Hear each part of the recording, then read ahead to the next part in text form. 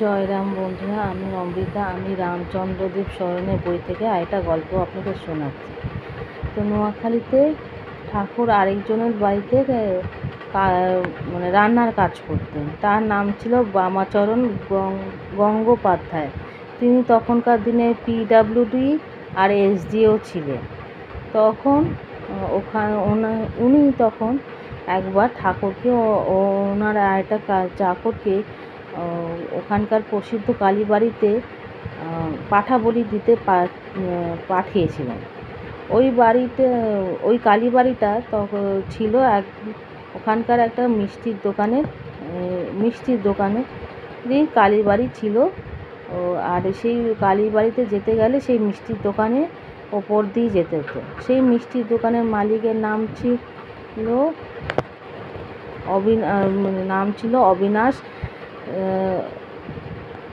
অবিনাশ চন্দ্র ময়রা ছিল তার নাম।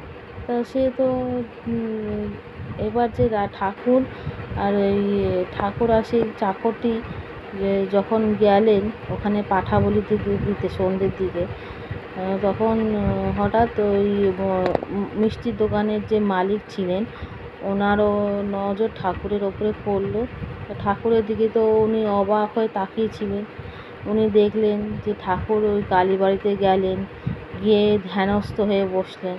সেই ধ্যানস্থ হয়ে বসলেন, ওনার তো আর ধ্যান ভাঙছে না।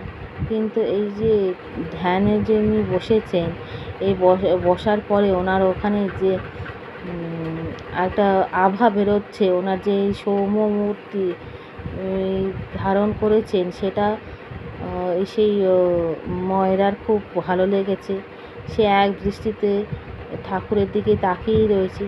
একসময় দাঁড়িয়ে থাকতে না পেরে সে কাছে একটা জায়গায় বসে পড়ল, যাতে ঠাকুরের ওপর থেকে ওর নজর না যায়। কিন্তু কী করে যে ওনার চোখের আড়ালে যে ওই পাঠা বলিটা হয়ে গেল, সেটা উনি বুঝতে পারলেন না। কিন্তু ঠাকুরকে উনি দেখলেন যে আমাদের ঠাকুর ওই কালীবাড়িটা থেকে বেরিয়ে আসছেন। ওনার হাতে পাঠা বলিটা যে হয়েছিল তার 4টে পা এক হাতে ধরে রয়েছেন, অন্য হাতে নৈবেদ্য রয়েছে। এই নিয়ে উনি বেরিয়ে এসছেন। তখন সেই ময়রার আর বুঝতে বাকি রইল না, আমাদের ঠাকুর একজন খুব বড় একজন মহাপুরুষ, তার কোনো তুলনা হয় না। তখন সেই ময়রা ঠাকুরের পায়ে লুটিয়ে পড়ে খুব কাকুতি মিনতি হাউমাউ করে কাঁদতে শুরু করলেন যে তাকে মুক্তির পথ দেখাতে হবেই, যেভাবেই হোক। তখন সেই ময়রার কথা ফেলতে না পেরে ঠাকুর তখন ওখানেই দাঁড়িয়ে তাকে দীক্ষা বা নাম দেন। সেই নাম উনি যতদিন বেঁচে ছিলেন সেটা উনি করতেন। এই গল্পটা এই বইয়ের লেখক ছোটোবেলা থেকে ঠাকুরের এই লীলা খেলাটা নোয়াখালীতে উনি বড় হয়েছিলেন। উনি ছোটোবেলা থেকেই শুনে এসছেন।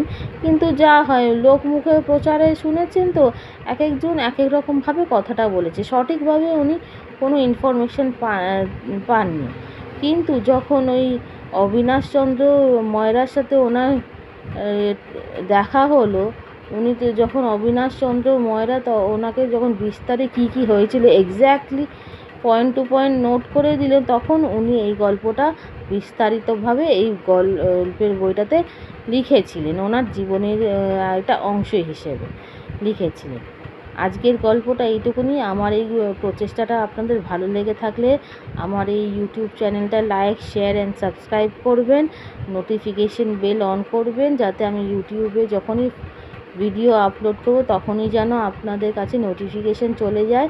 আর ফেসবুকে দেখে থাকলে পেজটা ফলো করবেন, ওখানেও লাইক, শেয়ার অ্যান্ড সাবস্ক্রাইব করবেন। আর ওখানেও নোটিফিকেশন বেল অন করে দেবেন, যাতে ওখানেও যখন আমি ভিডিও আপলোড করব তখন যেন আপনাদের কাছে চলে যায়। জয় রাম।